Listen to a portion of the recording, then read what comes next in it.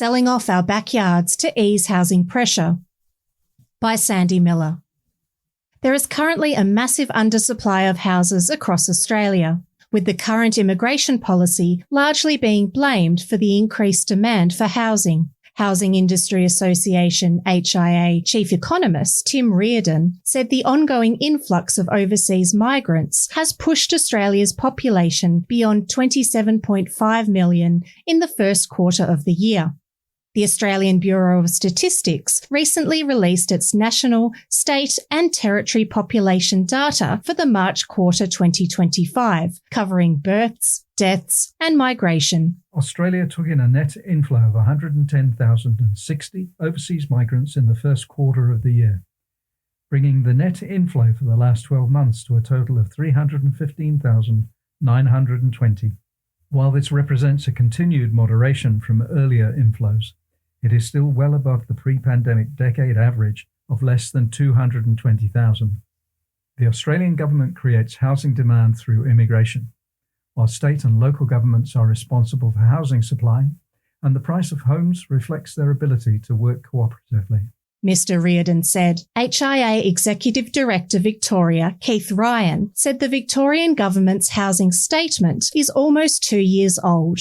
And while a number of significant planning reforms have been introduced, the housing target of 800,000 will not be met. As homes need to be built and not just planned. Plan for Victoria has subsequently been released, and it includes a longer-term target of 2.24 million new homes by 2051.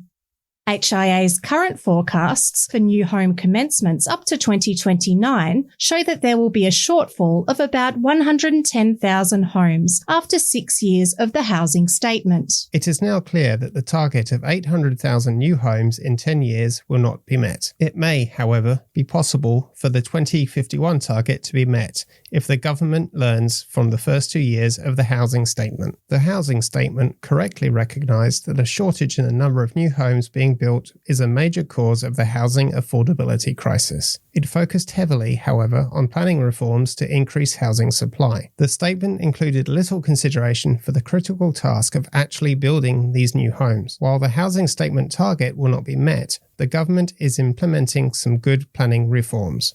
These reforms have the potential in future years to mitigate the adverse impacts of the planning system on future home building projects.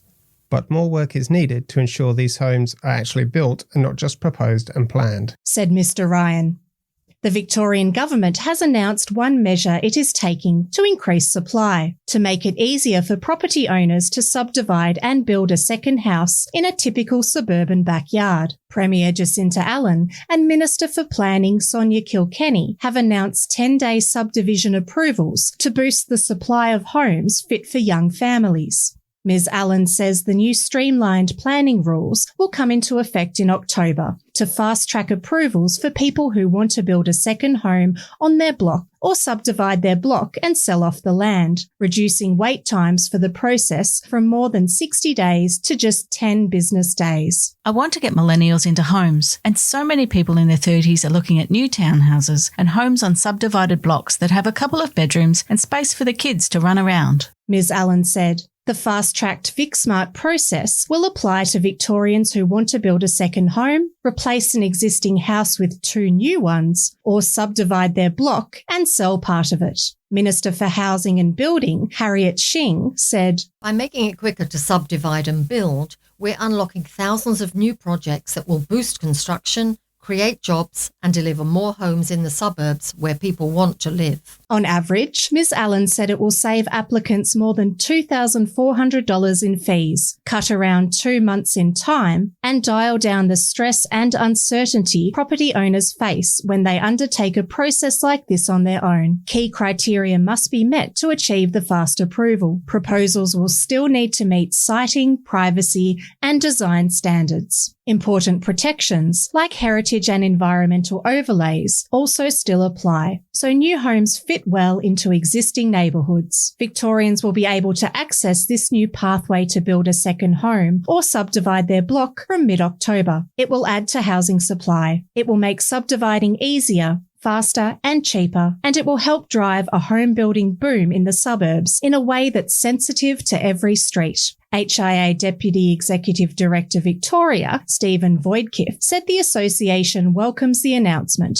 The planning delays and costs property owners face in wanting to build a second home on their block or subdivide their block and sell off land can be a major hurdle to getting quality infill development in existing suburban areas. By lowering the time and cost involved in this process, this announcement will help fill that void and give young families greater opportunities to secure a new home or townhouse on subdivided blocks. The government's ambitious target of 800,000 new homes in 10 years will require substantial reform to all aspects of housing development, not just planning. Gentle density, such as second dwellings and backyard subdivisions, has a key role to play in getting more homes built in the places Victorians want. However, HIA's forecasts indicate there is likely to be a substantial and ongoing shortfall in the construction of the number of houses required as Victoria's population continues to grow. While HIA commends the government on this initiative, it also needs to continue efforts to reduce the red tape burden on builders, improve builder confidence, lower property taxes, and address workforce skills, said Mr. Voidkiff.